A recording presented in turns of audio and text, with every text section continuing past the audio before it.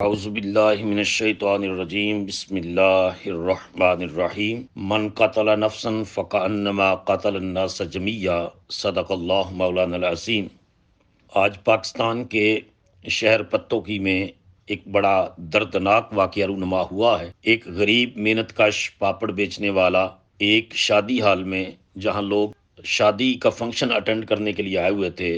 پاپڑ بیچ رہا تھا اور اس پر یہ الزام لگایا گیا اس نے کسی کی جیب کاٹی ہے یا چوری کی ہے، اور وہاں ہجوم نے اس کے اوپر چڑھائی کی، جس کے نتیجے میں وہ غریب پاپڑ بیچنے والا اسی وقت جاں بحق ہو گیا۔ یہ ایسی افسوسناک صورتحال ہے جس نے ہر حساس اور انسانیت کا درد رکھنے والے کو جھنجھوڑ کر رکھ دیا ہے، اور اس پر طرفہ تماشا یہ ہے کہ انہوں نے نہ صرف اس کو مار دیا بلکہ اس کی لاش پاس پڑی ہوئی تھی اور وہ رنگ برنگے کھانے کھا رہے تھے۔ پاکستانی معاشرہ جس انتہا پسندی کی طرف جا رہا ہے، یہ ہماری آنے والی نسلوں کے لیے انتہائی خوفناک بات ہے۔ قرآن مجید کے اندر اللہ پاک نے ارشاد فرمایا ہے کہ جس شخص نے ایک انسان کو ناحق قتل کیا، گویا اس نے ساری انسانیت کو قتل کی۔ تو کیسے بے ضمیر لوگ تھے وہ، جو ایک غریب کی لاش پاس پڑی تھی اور وہ خود کھانے کھا رہے تھے۔ دو باتیں بڑی قابل غور ہیں۔ پہلی بات تو یہ ہے کہ یہ بات ثابت کرنا کہ واقعہ اس نے چوری کی ہے، یہ ایک پورا ایک لیگل پروسیجر ہے کہ اگر آپ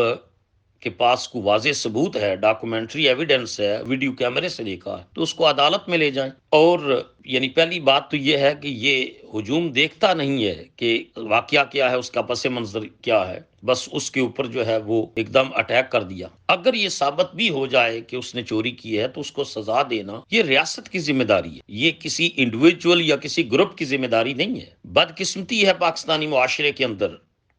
جو ہے وہ انسانی حقوق اور انسانیت کے لیے آواز بلند کرنے والوں کو بھی مشکوک نظروں سے دیکھا جاتا ہے، اور بے حسی، بدنیتی اور مردہ ضمیری کی اس سے بڑھ کر کیا صورتحال ہو سکتی ہے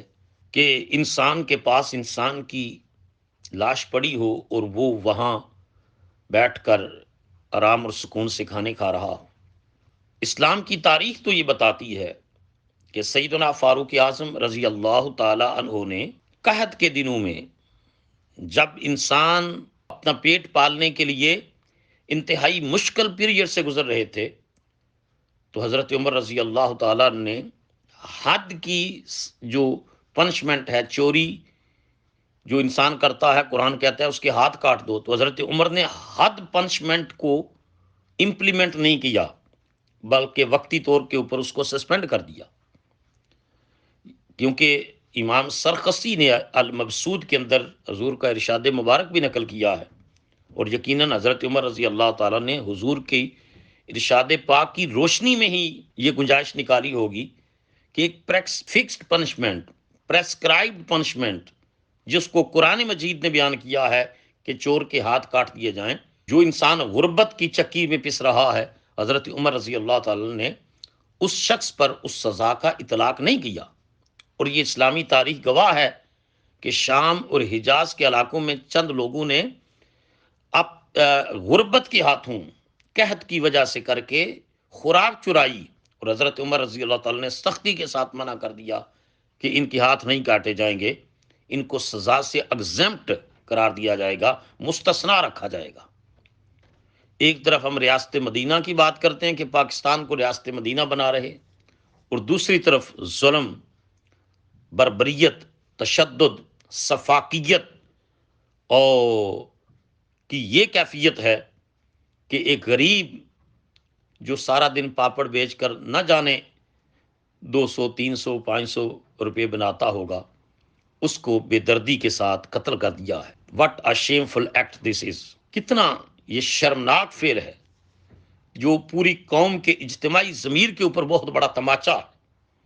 شاید پاکستان میں رہنے والے لوگوں کے دل اتنے زخمی نہ ہوئے ہوں جتنے امریکہ اور ویسٹرن ورلڈ میں رہنے والے لوگوں کے دل اس واقعے سے زخمی ہوئے ہیں، اور ہر کسی کو اس نے لرزا کر رکھ دیا ہے۔ میں دعا کرتا ہوں اللہ تعالیٰ اس انسان کو شہادت کا درجہ اور مقام عطا فرمائے، اور جن ظالموں نے اس پر ظلم کیا ہے، اللہ ان کو دنیا میں اس کا انجام دکھائے۔ حضور نے فرمایا ہے، اب اس کے بچے چونکہ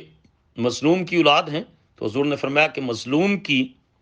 بد دعا سے بچو، کیونکہ اس کے اور عرش کے درمیان کوئی رکاوٹ نہیں ہے۔